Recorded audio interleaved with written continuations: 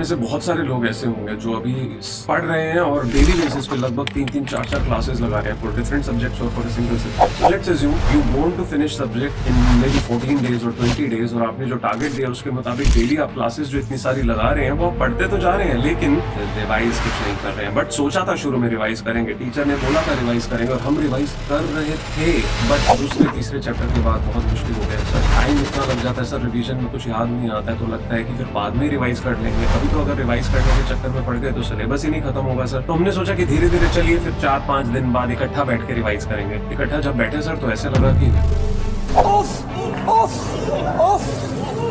सब कुछ सिर के ऊपर से जा रहा है, कुछ समझ नहीं आ रहा है। तो हमने सोचा कि छोड़िए सर, अभी पढ़ के क्या लेना है, एक बार सिलेबस खत्म करते हैं, फिर खत्म करके तब इकट्ठे 4 दिन लगा के सब कुछ दोबारा रिवाइज कर डालेंगे।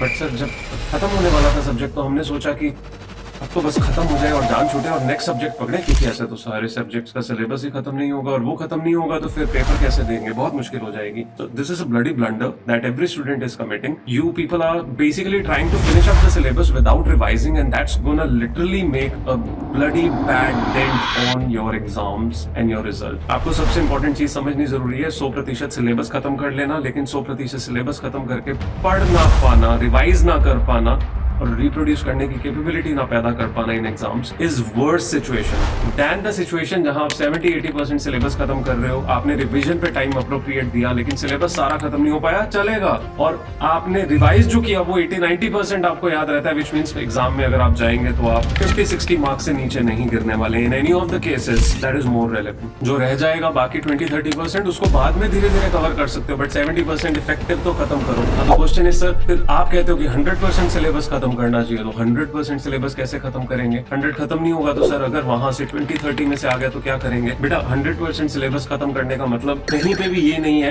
आपको एक एक टॉपिक पढ़ना है। 100% सिलेबस खत्म करने का मतलब होता है इफेक्टिवली 90-100% के लेवल पे आपने अपना एग्जाम ओरिएंटेड कंटेंट, जो कंटेंट आज तक पूछा गया उस कंटेंट को बहुत अच्छे से आपने निचोड़ के पढ़ लिया है, और दैट कंटेंट जो पूछा नहीं गया उसमें से सिलेक्टिव स्टडी की है based on how your teacher has defined you to do it. Now every teacher defines it in a different way, तो टेक दैट हेल्प। लेकिन कोशिश करो कि रिवीजन साथ साथ करो। अगर रिवीजन नहीं की है तो ट्रस्ट मी, आप जितना मर्जी एफर्ट दे रहे हैं, आप लास्ट के बीच में जाके लैग करेंगे और दोबारा रिवाइज करने के लिए फिर से उतना टाइम लगाएंगे जितना शुरू में आपने पढ़ने के लिए लगाया था, and that's not gonna lead you to anywhere. और फिर पैनिक अटैक्स और एंजाइटी अटैक्स आएंगे। गेटिंग कर्व और लर्निंग कर्व का कॉन्सेप्ट यहाँ पे लगता है कि अगर आपने within the same hour खत्म करने के 1 घंटे बाद या within the same day नहीं पढ़ा तो 55% retention, within 1 week 0 retention पे आप ऑलमोस्ट पहुंच जाओगे। कुछ याद नहीं रहेगा, याद रहेंगी बस बातें, कोई याद नहीं रहेंगी। यही बातें तो बाद में याद आती हैं। और कुछ मेमोरी टेक्निक्स और रिवीजन मैकेनिज्म्स हैं जिससे आप अपने आप को सेफगार्ड कर सकते हैं। Stay connected with me, I will tell you all those things in the next video. But revise साथ साथ करो, वो बहुत जरूरी है। एक सिस्टमैटिक रूटीन डेवलप करो, नेक्स्ट में बताऊंगा। Please stay connected.